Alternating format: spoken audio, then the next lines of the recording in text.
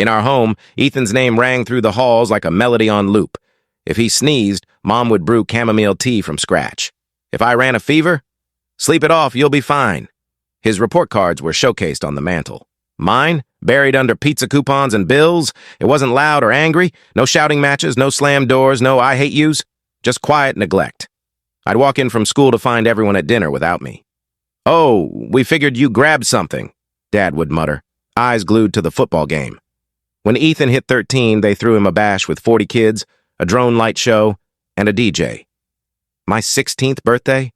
A quick happy birthday before Mom asked if I could vacuum before guests arrived for Ethan's violin showcase. I wasn't bitter. I was hollow, starving for attention. By high school graduation, the message was crystal. Ethan was the star, and I was invisible. He got into an elite college, and my parents acted like he'd landed on the moon. Me?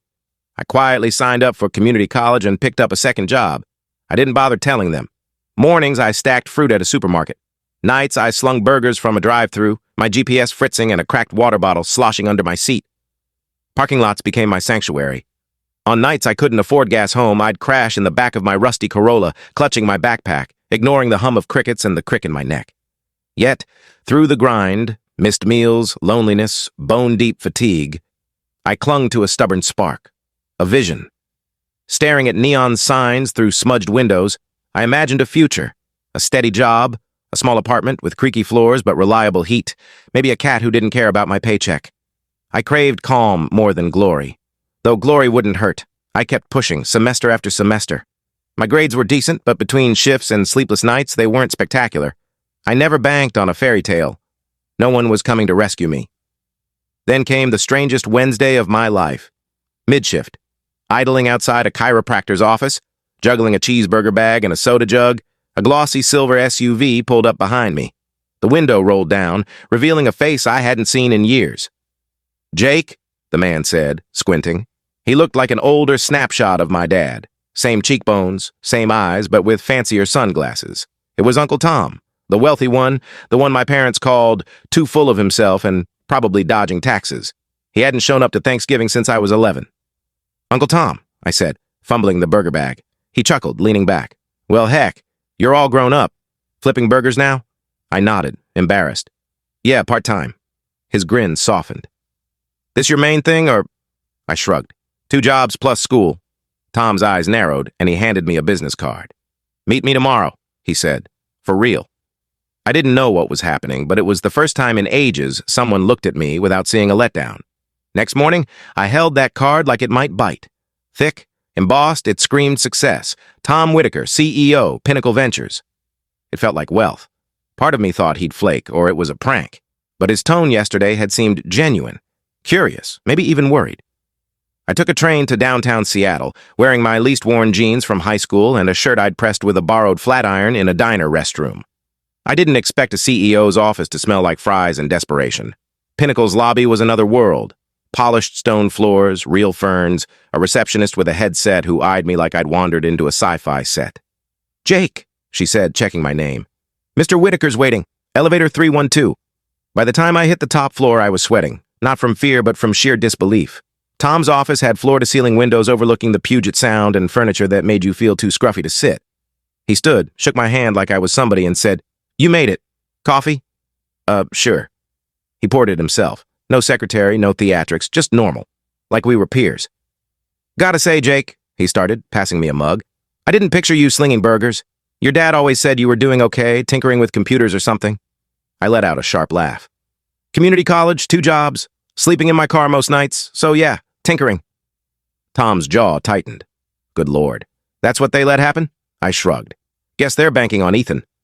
Tom paused, then grabbed a folder. "I've got an internship opening this summer. Decent pay. Nothing glamorous. Data entry, market research, maybe some client prep. You'd work under my ops director. Show you're sharp and I'll open bigger paths." I stared, half expecting to wake up. "Why me?" Tom leaned back, his face softening. "When I was your age, your grandpa wrote me off. I swore if I saw family getting ignored like that, I'd step in." That hit deep. No one had ever had my back, let alone a relative I barely knew. I swallowed hard and said, "I'm in." Tom smiled. "Great. Start Monday. Get a better shirt." No cartoon burger logos here. Leaving the building, passing a courtyard fountain and sleek taxis, I caught my reflection in a glass door. I looked worn out, underdressed, out of place. But for the first time, I didn't feel erased. Day one, I walked into Pinnacle like a kid who'd snuck into a museum after hours.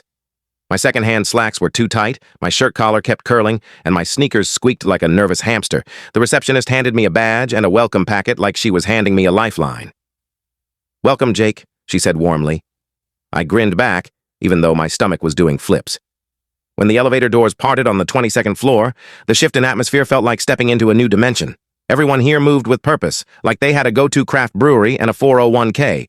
I met Jamal, my new boss, whose energy could power a startup pitch. He wore a tailored blazer that cost more than my entire wardrobe and socks with tiny sailboats. "Let's be real," he said, gripping my hand. "Your uncle's a big shot, but I don't play favorites. I reward hustle. You good with that?" "Absolutely," I said, though my nerves screamed terrified. He grinned.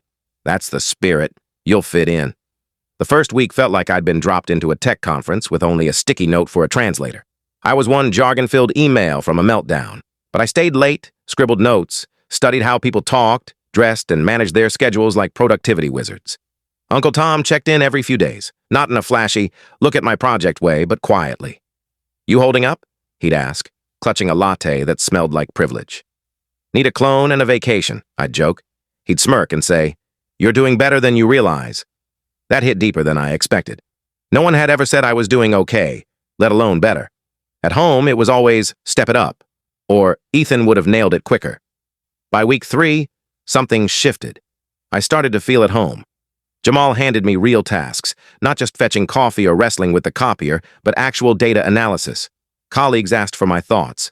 A senior manager even praised my spreadsheet layout. I nearly printed the email to hang on my fridge. I moved out of my car into a cramped apartment above a coffee shop that smelled like roasted beans and ambition. The first night on an actual bed, not a car seat, I teared up. Not from sadness, but because my spine didn't ache for once. One evening, feeling bold, I posted a photo on LinkedIn, me at my desk, grinning like an overworked intern in a clearance rack shirt. Caption, "Day 45, from crashing in my car to chasing a future. Long way to go, but finally on track." I didn't tag Tom or the company, just a quiet milestone. The internet had other ideas. The post blew up, modestly. People love a comeback story. A recruiter DM'd me. An old teacher reached out. A random guy offered to buy me coffee to hear more. But the text that stopped me cold? From Mom. "Jake, you're working for Tom? Saw your post. Why didn't you tell us?" Then another. "Ethan's upset you didn't share. He's hurt." Right. Ethan's hurt. The world might not survive. I stared at my phone like it had betrayed me. I didn't reply, not yet. I was still untangling whether they missed me or just the shiny new version of me they could brag about. The next day, Mom sent me a LinkedIn friend request. She hadn't acknowledged me online in years. Her profile still had a blank avatar and a bio that read, "Proud mom of Ethan Starfield." No mention of me. Then the messages came. "So proud of you, honey. We always knew you'd shine. Come home for dinner soon. It's been ages. Ethan's launching his startup app. Maybe you could pitch it to Tom." That last part made me cackle. Full-on, head-back laughter. Ethan, who once said I reeked of failure, now wanted me to pitch his half-baked app to Tom. Meanwhile, I was knee-deep in real work. Jamal had me sit in on client calls, and Tom started CCing me on emails, not just grunt tasks, but choices that mattered. One day, Tom pulled me into his office after a presentation and pointed to a report I'd drafted. "Ever thought about full-time, Jake? After you graduate?" I blinked. "I mean, yeah, but I'm not sure I'm there yet." He raised an eyebrow. "Nobody is. You learn on the job, but you've got grit and a sharp mind. You work like someone who's been overlooked and knows how to claw their way back." That line? I wanted to etch it into my soul. I left with an offer letter for a full-time role post-graduation, junior operations analyst, real salary, benefits, vacation days. I held the paper like it might dissolve if I breathed too hard. The next Saturday, I visited my old supermarket job, not to work, just to reflect. I grabbed a soda from the break room vending machine and sat where I used to hide during breaks, staring at my faded name tag, wondering if I'd ever be more than a footnote in someone else's story. Now, I had my own chapter, but my family kept tugging at the edges. Dad emailed me, a shock, since I'm pretty sure he thinks email is just a fancy text message. It was brief. "Glad you're getting it together. Time to move past old grudges. Come for Ethan's birthday this weekend. He'd love to see you. Sure he would. especially if I showed up in a blazer tossing around terms like market analysis and synergy. I could already hear it. Wow, Jake's really stepped up. Working for Tom, no less. Guess he's finally worth something. They didn't miss me. They missed the me they could parade at barbecues. Here's the truth. I didn't owe them anything. I wasn't the kid begging for crumbs of approval anymore. I had a job, a home, a mentor who actually cared. And for the first time, I had a backbone that didn't bend. When Ethan's birthday rolled around, I skipped it. Instead, I met Tom for coffee by the pier. He didn't pry, just listened. "You don't have to let them back in," he said finally. "Family doesn't get a free pass to your piece." I nodded, cradling a overpriced mocha. "I know," I said. "I just never thought I'd get to choose." The week after Ethan's birthday, I got a text from him. That alone was bizarre. Ethan hadn't reached out beyond group family texts, where my messages usually sank like stones. His text was polite. "Hey, long time. Saw your post. Proud of you, man. Let's catch up soon." I stared at it for ages. No emojis, no typos, just the measured tone of someone with an agenda. I didn't reply immediately. 2 days later, he doubled down. "Been thinking. Want to grab coffee? Curious how you landed with Uncle Tom. You always had a knack for tech stuff." That made me smirk. Ethan once said, "I don't mess with databases, that's Jake's deal," like it was a low-life hobby. Now I was a tech guy. Over coffee, I asked Tom about it. "He's texting me. Should I bite?" Tom stirred his cappuccino and gave me a look worth a therapist's fee. "Do you want to?" he asked. That was the kicker. A year ago, I'd have jumped at Ethan's attention, desperate for a kind word. But now, I could hear the calculation in his message. "I think he's after something," I said. Tom nodded. "Probably. Success makes people who underestimated you squirm." I didn't respond to Ethan, but the quiet didn't hold. A week later, Mom called. Her voice laced with forced warmth, like she was reading from a script but kept flubbing the lines. "So," she said, "your dad and I were just saying how incredible it is. How far you've come, Jake. You've really stepped up." "Thanks," I said warily. "And, well, Ethan's startup is hitting a big growth stage. His app's amazing. Connects students to side gigs instantly. So cutting edge. He's ready to pitch to investors, and since you're with Tom..." There it was. I let the silence linger. "I don't handle investments, Mom." "Oh, I know. But you could, mention it to Tom. Just pass it along. Family supporting family. Family supporting family. The same family that forgot to pick me up from practice because Ethan had a piano lesson. The same family that told me to deal with it when I couldn't afford books." I ended the call nicely, then muted my phone and stared out my apartment window for a while. I was exhausted. Not the old, bone-deep fatigue from 2 jobs and no sleep, but weary of being seen as a resource. At work, I was killing it. Jamal trusted me with a supplier onboarding project that shaped our ops pipeline. I presented in a meeting, me, the guy who used to stammer asking for a shift change at the supermarket. But at home, if you could call it that, the equation hadn't shifted. I was still a tool, a contact, a stepping stone. That night, Tom called. Rare for him. "Got an invite to an exclusive networking mixer this Friday," he said. "Small crowd. CEOs, venture capitalists, a few ops folks. Want to come?" I hesitated. "Won't I stick out?" "You're already in the game, Jake," he said. "Stop hovering in the wings." I stared at my tiny closet, trying to pick a shirt that didn't scream thrift store intern. The only option that didn't look like I worked at a car wash was a Navy jacket Tom had given me weeks ago, still tagged. I'd never had a reason to wear it. Until now. The event was at a swanky rooftop lounge downtown, the kind with cocktails that taste like money and appetizers you need a dictionary to name. Everyone looked ready to launch a startup or colonize Mars. Tom met me at the elevator. "Looking good," he said. "Nervous?" "On a scale of 1 to impersonating a CEO, extremely." He laughed, clapping my shoulder. "You belong here more than most. Just don't say disruptive unless it's life or death." The first 10 minutes were brutal. I clung to the charcuterie board like it was a life raft in a sea of suits. But then someone asked about my role, and I answered, tentatively, then with a confidence I didn't know I had. By the end, I'd traded cards with a logistics VP, discussed supply chain algorithms, and only spilled one martini. Tom watched, not like a chaperone, but like someone who saw how far I'd climbed. As the crowd dwindled, he leaned in. "You didn't fake a thing tonight, that's how you know it's legit." I grinned, and for once, I believed him. The next morning, reality hit like a slap. Ethan showed up at my apartment. No clue how he got my address, probably Mom, who treats boundaries like speed bumps. He looked the same. Pricey sweatshirt, flawless haircut, the confidence of someone who's never seen a declined card. Hey, he said like we'd chatted yesterday. Hope this isn't weird. It is, I said, not opening the door fully. Look, just need 2 minutes. Against my instincts, I let him in. He strolled around like he was appraising my place. Nice setup, you've leveled up.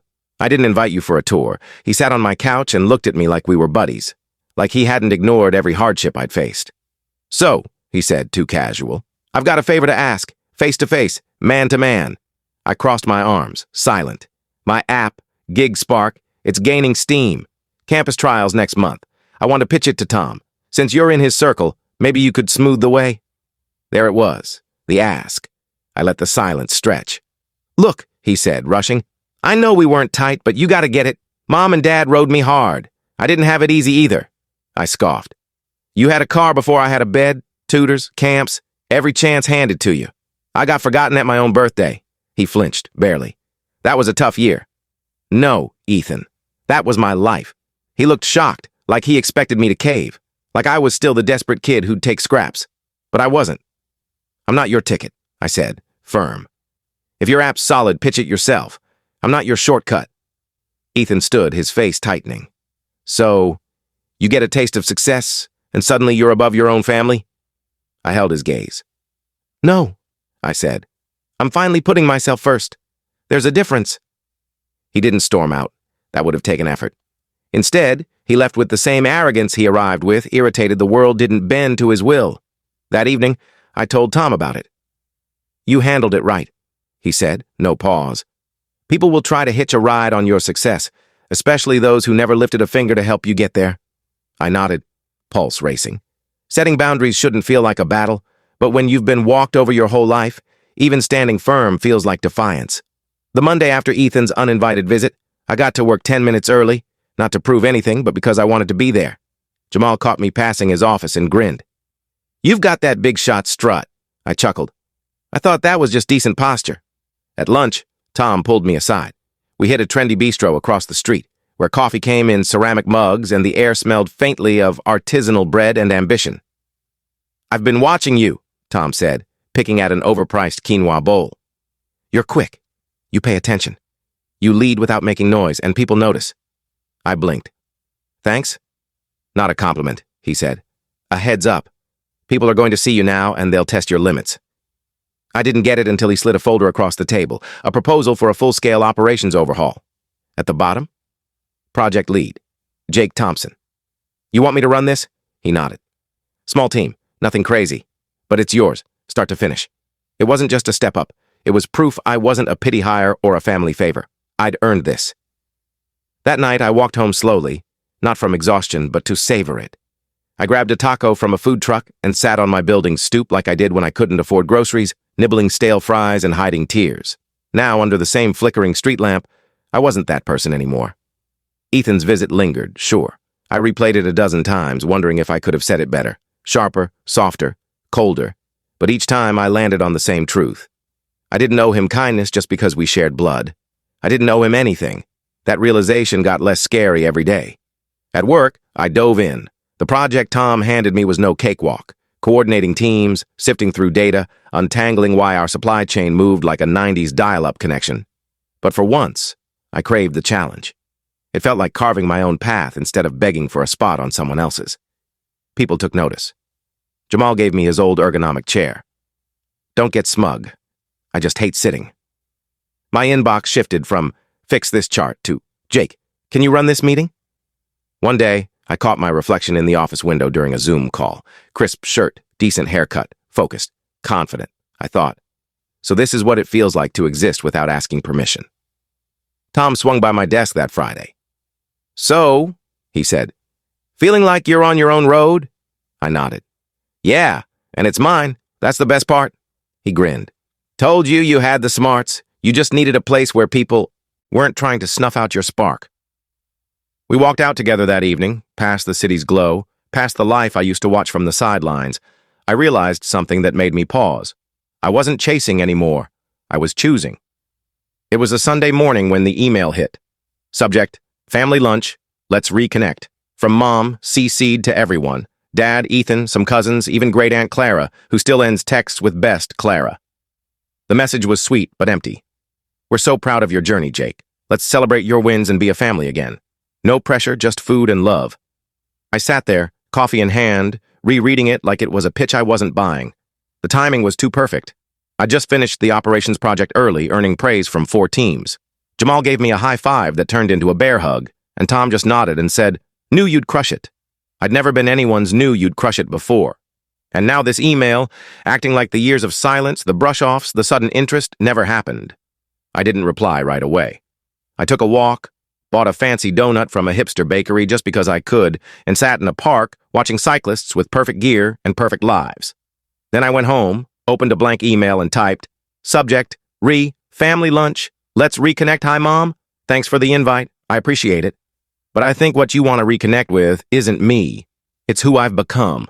I'm proud of who I am, but I built this without your help, despite your absence. I'm not mad anymore. I'm just done giving access to people who only show up when it suits them.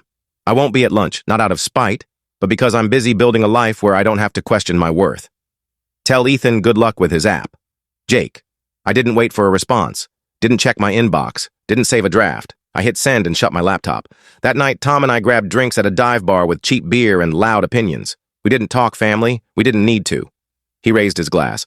"To the guy who wrote his own story." I clinked my glass against his and said, "To the people who thought they could write me out."